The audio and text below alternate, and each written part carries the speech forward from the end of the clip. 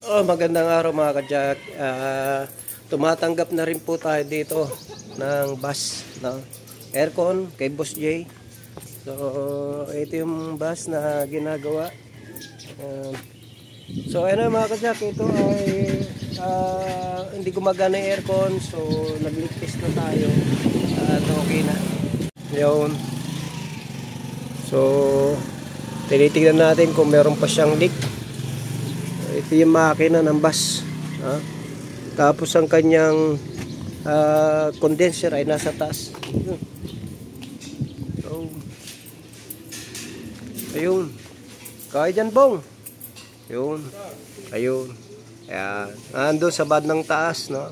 Nililinis yan para sa ganun ay ayos na ayos bago natin sa uli. So, kung may mga bus kayo, may mga coaster kayo, pwede nyo dalhin dito. Aircon. Tumitira tayo niyan dito. Okay. So, anyway, pa-checking, nag-check na rin kami. Siyempre, yung kanyang fan, malambot na yung kanyang yung kanyang belt, no? Sobrang na yung adjuster niya, nakasagad na. Sagad-sagad na yung adjuster niya. So, maluluwag na rin. Ito yung kanya sinecheck na rin natin kasi na-stuck to. Nakita nyo parang may mga ginangat-ngat ng daga. Ayan. Nakatingga lang ito. Ito ay bus. Check tayo. Ayan. Dalawa yung kanyang alternator. Dalawa din yung kanyang compressor. Ayan, compressor. Okay, alternator, isa. Dalawa. So, anyway, mga ka-Jack, mga ginagawa natin ngayon. Ito, isang bus. At ito naman ay CX-7 na Mazda, may leak. So, ayan, binabanatan ni Kit yung Mazda. Dinudukot niya yung tinatawag na thermostat housing, o hindi pala thermostat, ECT housing, no? May leak yan, possible may crack yan.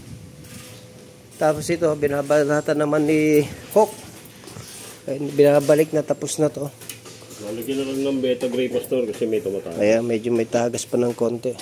So, alisin yung thermostat uli. So, ito nag-overheat. Nagpalit tayo ng radiator fan, motor.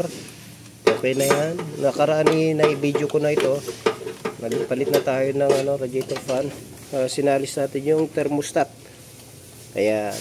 Ganyan lang ang pag-alis ng thermostat. Kaso lang pagka maggagawa kayo, dito yung bumper, alisin yung mga ka-Jack. Kaya pikanto, no? Talaga masikip. Dukutin talaga. Pero ito sinabay na rin natin yung thermostat. Tapos ito, transmission, i-rebuild natin dito. Honda FD, sakit ng Honda FD yan. Sakit ng Honda FD, kumakaldag. So, binabanatan, mag-isa ni Mark, tsaka si Miko. So, bababa nila yung transmission yan para ma-check natin. I-rebuild natin mga ka-Jack. So, yan, binabanatan nila yung Honda FD. So, ito lang muna ginagawa natin. Ito, malapit na po releasing na lang ito. Matagal na natin pinapandar to. Ito yung pinap-overhaul natin na EcoSport, no? So, ito tinap-overhaul naman natin kasi naghalo na yung langis at saka tubig. Sharon Cuneta. Kaya nagpalit na rin tayo ng coolant tank.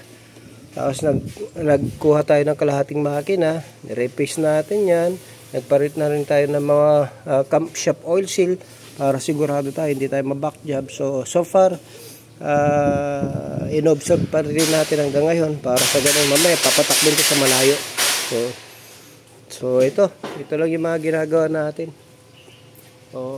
Dito naman, may nagwe-welding.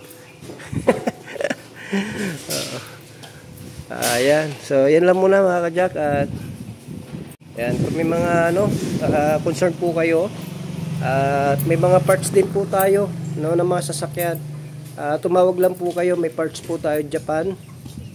At ito ay Mazuma, no?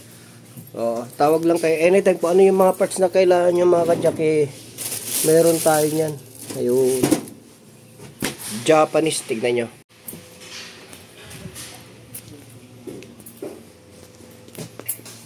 So, ayan mga kajak ko. Kung may mga parts na kailangan kayo, Japan, Mazuma. Yun, Mazuma. No, marami tayong mga parts yan. Kung ano yung nahanap nyo mga kajak, kompleto tayo. May langis na rin tayo na Mazuma. Meron tayong kulan na Mazuma. CVT, fluid, Mazuma, kompleto na tayo. So, anyway mga kajak, yan ang mga products ng Mazuma.